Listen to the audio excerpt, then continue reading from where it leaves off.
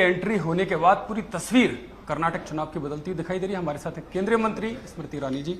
स्मृति जी, क्या लग रहा है कि पहले भगवान राम का नारा एक काफी उछला था, लेकिन अब बजरंगबली की एंट्री हो गई, तो जो एंटी इनकम्बेंसी थी वो दूर होती हुई दिखाई दे रही है और पाला बीजेपी के पक्ष में जाता हुआ दिखाई। देखिए, पहले तो भगवान का नाम उछाला नहीं जाता, श्रद्धा के साथ लिया जाता है।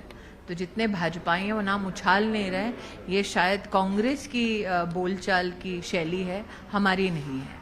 जहां तक कि आप बजरंगबली जी के विषय के बारे में बोल रहे हैं, कांग्रेस ने अपना सही चेहरा अपने मैनिफेस्टो के माध्यम से जनता के सामने जागृत कर दिया। उन्हें प्रभु राम से तो दिक्कत थी ही, ये हम जानते हैं, क्योंकि जब कांग्रेस के पास सत्ता थी तो उन्होंने प्रभु राम के अस्तित्व पर प्रश्न चिन्ह लगाते हुए कोर्ट में हलफनामा दाखिल किया। लेकिन अब वो राम भक्त हनुमान जी को भी कटघरे में खड़ा करना चाहते हैं, ये भारत में किसी ने अपेक्षा नहीं की थी।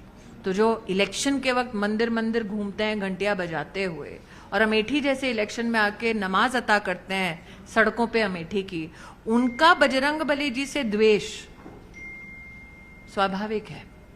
क्या संजीवनी बूटी लेकर आ गए हनुमान जी इस चुनाव में बीजेपी के लिए? देखिए, भारतीय जनता पार्टी ने विकास के मुद्दे पर किए हुए अपने सारे कामों को बड़े ही डिटेल में अपनी मैनिफेस्टो में भी बतलाया, और साथ ही आगामी चुनाव में जीत के बाद भारतीय जनता पार्टी जब पुनः सरकार बनाएगी तब हम कर्नाटक में क्या क्या काम करेंगे उसको भी हमने हमारे पूरे प्रदेश में 6 लाख से ज्यादा नागरिकों ने जो सजेशंस दिए उसको सम्मिलित करके अपने मैनिफेस्टो का हिस्सा बनाया है। ये कांग्रेस के सामने प्रश्न होना चाहिए कि जब जब वो सत्ता के लिए लालायित होते हैं तब तब हिंदू धर्म पर कटाक्ष क्यों करते हैं, हिंदू धर्म को मानने वालों पर कटाक्ष क्यों करते हैं।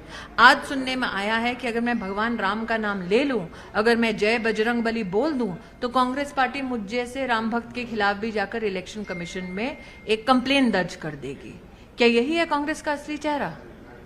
प्रधानमंत्री ने जब रैली की शुरुआत की तो बजरंगबली का नारा लगाया, जब खत्म किया तो बजरंगबली का लगाया। वो कह रहे हैं ध्रुवीकरण कर रहे हैं जी। तो राम भक्त का काम है भैया बजरंगबली का नाम लेना और राम का नाम लेना। अब वो राम भक्त अगर प्रधान सेवक बन गए, इसमें हमारा या उनका तो कोई दोष नहीं है। मेरा धर्म और मेरा संविधान मुझे इस बात की इजाजत देता है कि मैं अपने प्रभु का नाम कहीं से भी श्रद्धा के साथ ले सकती हूँ। तो अगर मैं अपने संवैधानिक राइट का, अधिकार का कहीं ना कहीं इस्तेमाल करती हूँ, अपने प्रभु को याद करती हूँ, तो कांग्रेस को मेरे भगवान से बजरंगबली से इतनी दिक्कत क्यों है? लेकिन उनका आरोप है कि आप धार्मिक भावनाओं को भड़काने का प्रयास कर रहे हैं इस चुनाव में। हनुमान जी भड़काते नहीं है। हनुमान जी श्रद्धा के सबसे बड़े प्रतीक हैं, और जो लोग पीएफआई और बजरंगबली में कोई भी विरोधाभास नहीं देखते, उनको हनुमान जी का नाम लेना भड़काऊ ही दिखेगा।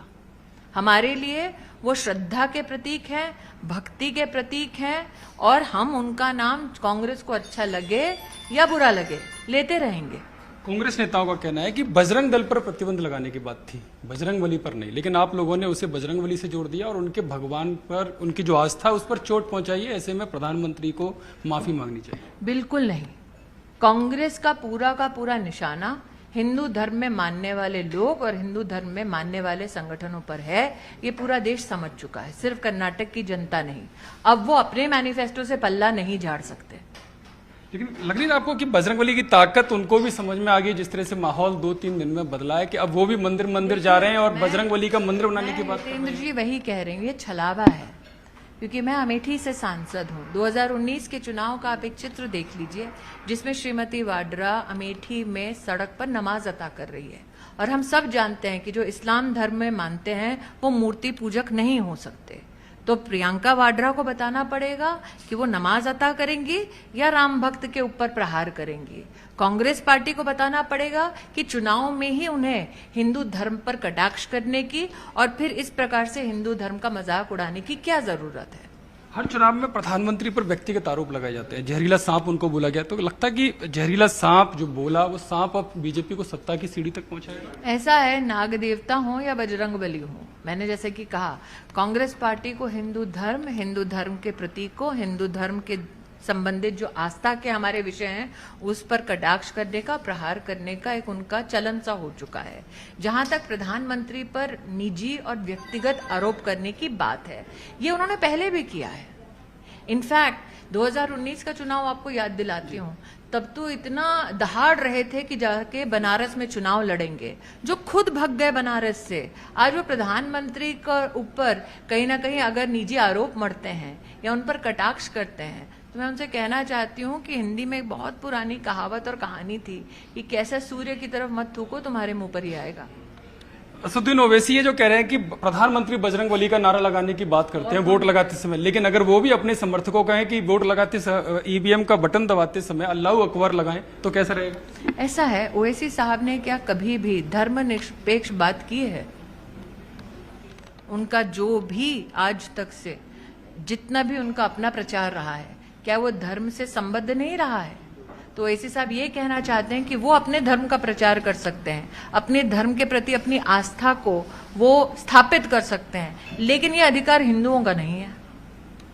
एक अंतिम सवाल स्मृति जी, रणदीप सुरजेवाला जो कांग्रेस के वरिष्ठ नेता हैं, वो कह रहे हैं कि सूर्यपुत्र हनुमान जी को सूर्यपुत्र उन्होंने कहा और कहा कि उनका जन्म केवल कर्नाटक में नहीं माना जाता, हरियाणा के कैथल में भी। ऐसा है, मैं सुरजेवाला साहब भगवान हनुमान के बारे में कितना जानते हैं उस पर विश्लेषण नहीं करना चाहती। मेरा तो सिर्फ उनसे इतना आग्रह है कि हनुमान जी पर चर्चा करने से पहले उन्होंने जो अपना ट्वीट लिखा है उस पर भगवान की स्पेलिंग ठीक कर लें। बहुत बहुत धन्यवाद। हनुमान की स्पेलिंग ठीक कर लें, हनुमान पर उनका